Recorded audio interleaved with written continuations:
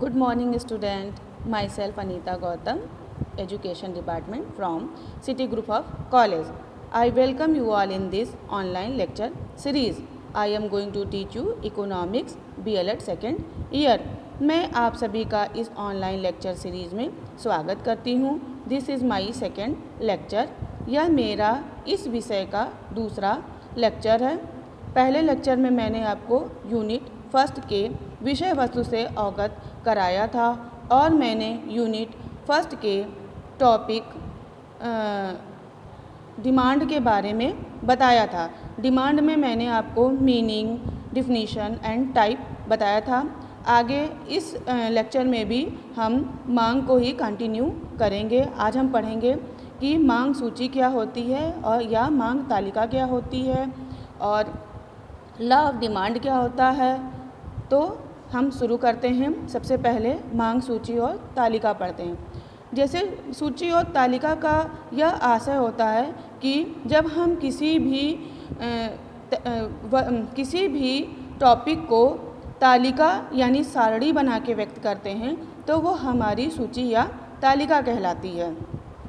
तो मांग तालिका वह तालिका है जो किसी समय विशेष में दिए हुए मूल्यों पर उस वस्तु की सभी जानने वाली मात्राओं को बताती है. ठीक है. दूसरे शब्दों में हम कह सकते हैं कि मांग तालिका मूल्य तथा मांगी गई मात्रा के कार्यात्मक संबंध को बताती है. इसमें देखेंगे एक वैज्ञानिक हैं बेहम ने बताया है कि किसी बाजार में एक निश्चित समय पर दिए हुए मूल्यों पर वस्तु की जितनी मात्रा बेची जाती है, यदि वस्तु की उस मात्रा को एक सारणी के रूप में लिया जाए तो वह मांग सारणी कहलाती है. यानी जो भी मांग है, किसी वस्तु द्वारा जो मांग की जा रही है, उसको अगर हम किसी सारणी या तालिका में बनाकर व्यक्त करेंगे, वही हमारी जो है मांग सूची या तालिका कहलाएगी. मांग सारणी को दो भागों में बांटा जा सकता है. पहला है व्यक्तिगत मांग सारणी और दूसरा है बाजार मांग सारणी. व्यक्तिगत मांग सारणी तब होती है जब कोई एक व्यक्ति द्वारा मतलब किसी वस्तु की मांग की जाती है. एक व्यक्ति द्वारा जब किसी वस्तु की मांग की जाती है तो वो हमारी व्यक्तिगत मांग सारणी कहलाती है. बाजार मांग सारणी में क्या होता है, जब हमारी कई व्यक्तियों द्वारा बाजार में मांग की जाती है किसी वस्तु की तो वो हमारी बाजार मांग सारणी कहलाती है. तो सबसे पहले हम इसमें व्यक्तिगत मांग सारणी को देखेंगे, यह इंडिविजुअल डिमांड शेड्यूल.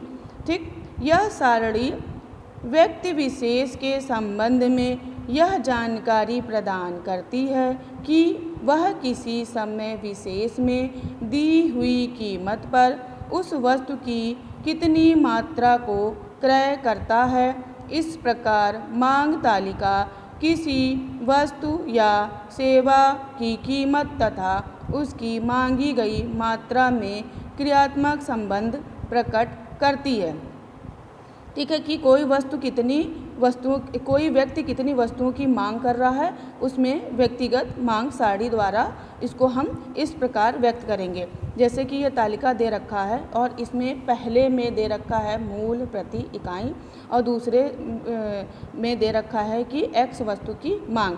यानी जो मूल प्रति इकाई है वो किस में है, रुपए में व्यक्त की गई है. तो इसमें देखिए ये लिखा है कि जब 1 रुपये में कोई वस्तु मिलती है तो उसकी जो मांग की जाती है वो 100 वस्तुओं की मांग की जाती है. ठीक है. लेकिन जैसे उसका मूल्य 2 रुपये होता है तो वस्तु की मांग जो होती है वो 75 हो जाती है. जैसे 3 रुपये होता है तो 65 हो जाती है और 4 रुपये के मूल्य पर 50 वस्तुओं की मांग की जाती है. इसी प्रकार हम देखेंगे कि जब मूल्य हमारा 5 रुपये हुआ तो वस्तु की मांग 45 ही की गई और जब मूल्य 6 रुपये हुआ तो वस्तु की मांग 30 कर दी गई. यानी कि जैसे जैसे मूल्य बढ़ता गया वैसे वैसे मांग घटता गया. और जैसे जैसे मूल्य घटा था वैसे वैसे हमारा जो मांग थी वो बढ़ रही थी। तो देखिए इस तालिका से स्पष्ट है कि कीमत के बढ़ने के साथ साथ एक्स वस्तु की मांग कम होती है, जबकि कीमत के घटने पर उसकी मांग बढ़ती जाती है। ठीक है, आगे हम ये इसमें देखेंगे कि बाजार मांग सारणी एवं बाजार मांग वक्र। बाजार मांग में क्या होगा, जैसे कि हमने अभी ऊपर देखा कि व्यक्तिगत मांग में एक व्यक्ति किसी वस्तु की मांग करता है, लेकिन बाजार में कई व्यक्ति किसी वस्तु की मांग करेंगे। बाजार में वस्तु के अनेक क्रेता होते हैं, उनके संबंध में अनेक मांग तालिका व वक्र प्राप्त किए जा सकते हैं। इसमें एक देखिए वैज्ञानिक हैं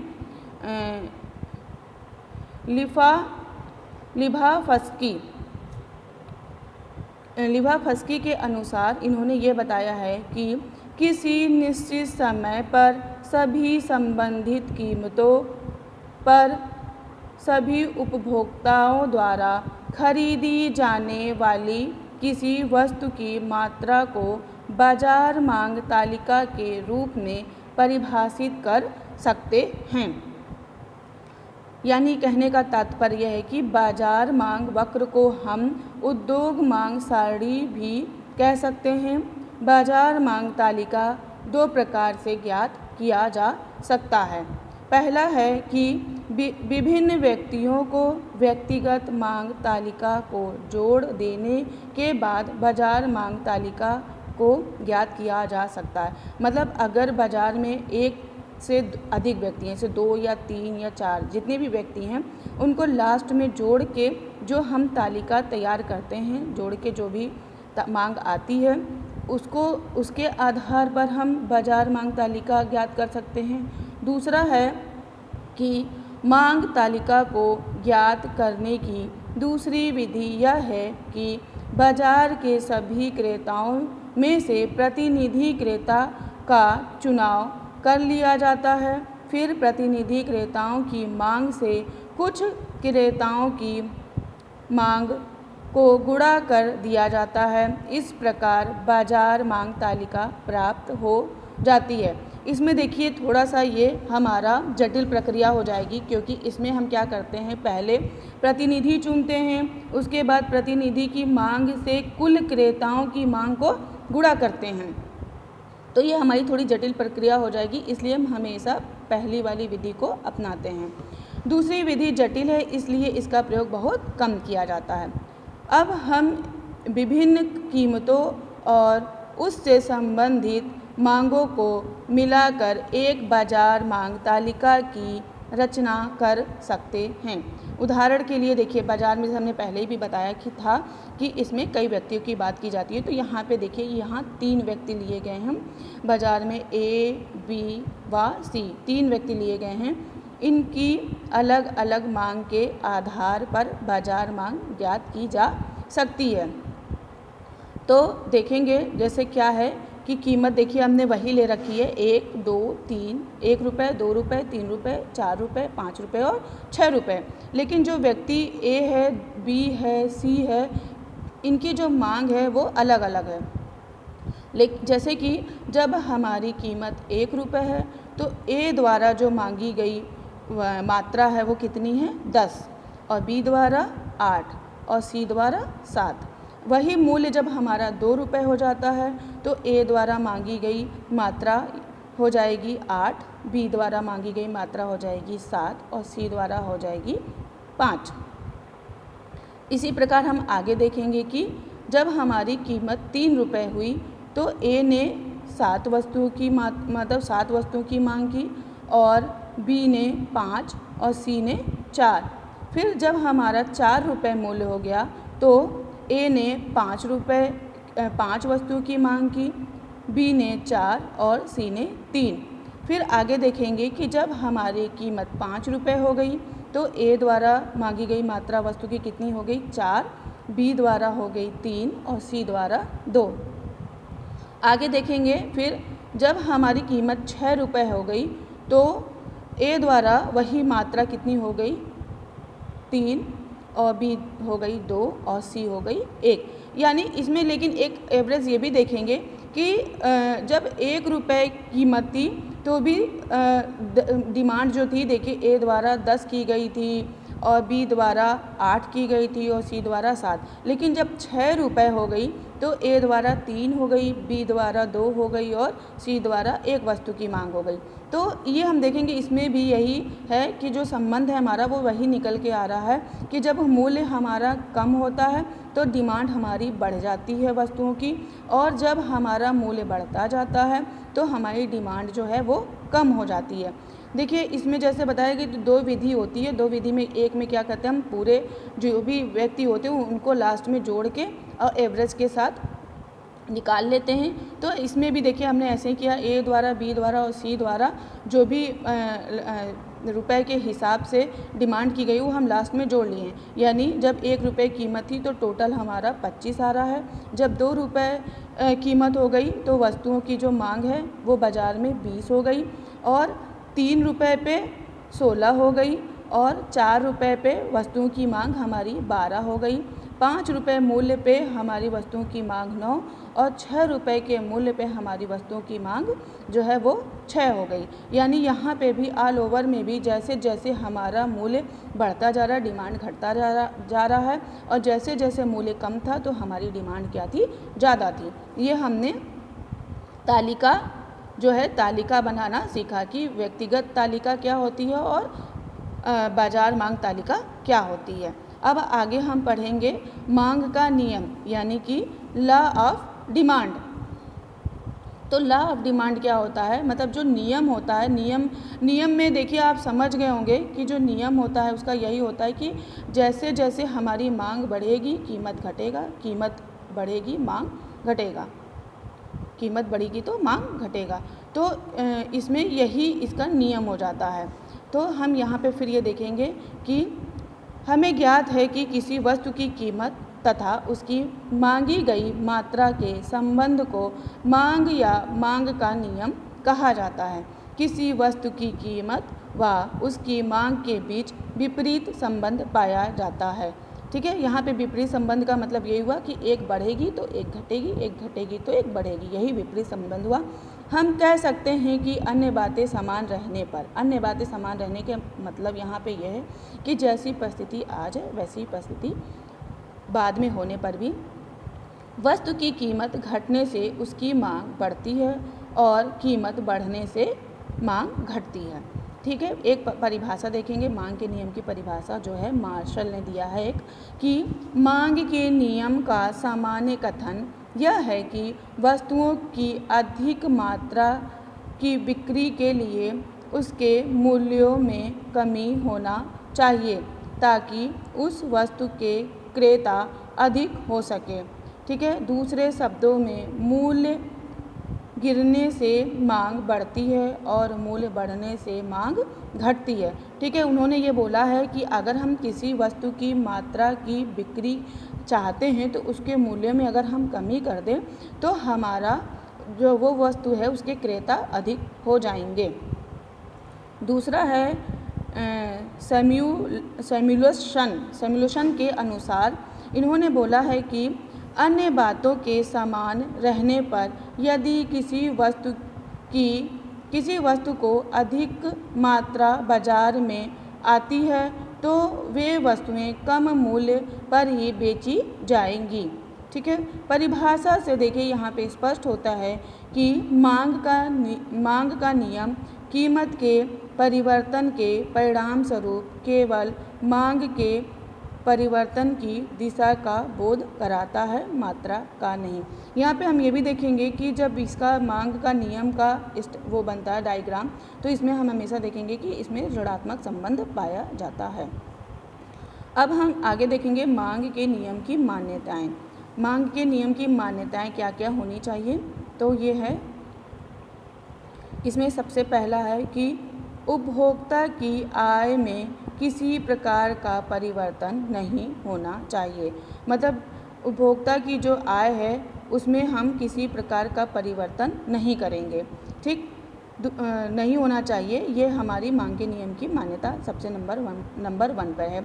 दूसरा है उपभोक्ता के स्वभाव तथा रुचि में भी परिवर्तन नहीं होना चाहिए।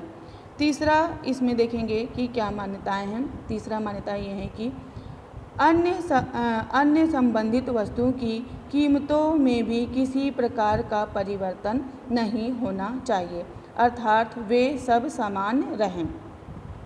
नेक्स्ट चौथा है हमारा कि वस्तु को क्रय करते समय उस वस्तु की स्थापन्य वस्तु को ध्यान में नहीं रखा जाना चाहिए। ठीक है। पांचवा हमारा मान्यताएं में ये मान्यताएं हैं कि पांचवा, जिन वस्तुओं को क्रय किया जा रहा है वे वस्तुएं प्रतिष्ठा रक्षक नहीं होनी चाहिए। छठा है कि उपभोक्ता की कुल संपत्ति स्थिर होनी चाहिए। ठीक। नेक्स्ट है हमारा जनसंख्या में परिवर्तन नहीं होना चाहिए। जैसी जनसंख्या आज है वैसी जनसंख्या कल भी होनी चाहिए। फिर हम आगे देखेंगे मांग वक्र नीचे की ओर क्यों झुकता है, यानी इसमें जो कर्व होता है वो स्लोप यानी ढलान के बारे में पढ़ेंगे। इसमें देखेंगे हम कि देखिएगा, पहले ऊपर देख लेते हैं। हम पहले भी देख चुके हैं कि मांग वक्र ऊपर से नीचे दाईं ओर को झुकता है, अर्थात इसका ढाल ऋणात्मक होता है। ऋणात्मक ढाल प्रदर्शित चरों अर्थात कीमत तथा मांग के विपरीत संबंध को प्रकट करता है। इस बात को जो ये चित्र है, ये 8वां चित्र है इसका, तो इसलिए इसमें लिखा है से स्पष्ट किया गया है कि चित्र ये बताता है कि जब x वस्तु की कीमत OP है तो उसकी मांग ON है। ठीक है। आप चित्र में देखते जाइएगा कि जब वस्तु की कीमत क्या होती है, देखिएगा इसके शब्दों के साथ साथ डायग्राम में भी देखते जाइएगा कि जब कीमत OP है तो उसकी मांग ON है, लेकिन जब कीमत घटकर OP1 होती है तब उसकी मांग बढ़कर ON1 हो जाती है। ठीक है। देखिए जब OP थी तो उसकी मांग क्या थी ON, लेकिन जब कीमत घट गई यानी कि घटकर कितनी आ गई OP1 तो उसकी मांग बढ़कर कितनी हो गई ON1। ठीक। इस चित्र को उल्टा भी पढ़ा जा सकता है, जैसे कि यदि देखेंगे अर्थात यदि कीमत OP1 है, ठीक, डायग्राम में देखिएगा OP1 है तो मांग ON1 है। ठीक। लेकिन कीमत के बढ़कर OP हो जाने से मांग घटकर ON रह जाती है। ठीक है। जैसे ही लेकिन कीमत क्या हुई, बढ़ी, OP हुई तो मांग घटकर ON हो गई। ठीक। अब प्रश्न उठता है कि ऐसा क्यों होता है। चूँकि मांग वक्र का ऋणात्मक होना मांग के नियम को प्रकट करता है, इसलिए मांग के नियम के लागू होने तथा मांग वक्र के नीचे की ओर झुकने के कारण यही है। ठीक है। क्योंकि ऋणात्मक संबंध है तो एक बढ़ेगा तो एक घटेगा, एक घटेगा तो एक बढ़ेगा, इसलिए हमारा जो स्लोप होता है यानी जो ढलान होती है वो ढलान के आकार में होती है। ठीक। अब हम नेक्स्ट देखेंगे, इसमें है हमारा मांग निम्नलिखित तत्वों से प्रभावित होती है। जो हमारी मांग होती है वो देखिए निम्नलिखित तत्वों से प्रभावित होगी। पहला हमारा है आय में परिवर्तन, दूसरा है जनसंख्या में परिवर्तन। मतलब जो मांग को तत्वों को प्रभावित करते हैं वो पहला क्या होता है, आय में परिवर्तन, दूसरा जनसंख्या में परिवर्तन, तीसरा द्रव्य की मात्रा में परिवर्तन, चौथा जो है वो है धन के वितरण में परिवर्तन, पांचवा है व्यापार की स्थिति में परिवर्तन, छठा है हमारा अन्य प्रतिस्पर्धी वस्तुओं के मूल्य में परिवर्तन, नेक्स्ट है हमारा रुचि और फैशन में परिवर्तन, और लास्ट है ऋतु परिवर्तन। तो आज हमने डिमांड को कंप्लीट किया। पहले लेक्चर में मैंने सिर्फ डिमांड की मीनिंग, परिभाषा और उसके प्रकार को बताया था। दूसरे लेक्चर में आज मैंने आपको तालिका और मांग का नियम और स्लोप एजम्पशन के बारे में बताया। आप में इस लेक्चर को देखें और लेक्चर को जो भी सीरीज़ है उसको लाइक तथा सब्सक्राइब ज़रूर करें, तभी हमारे और वीडियो आपको मिल पाएंगे और हमारी जो ये सीरीज़ है वो कंटिन्यू चल पाएगी, तभी हमारी ये जो सीरीज़ है वो आगे कंटिन्यू चल पाएगी। Thank you class.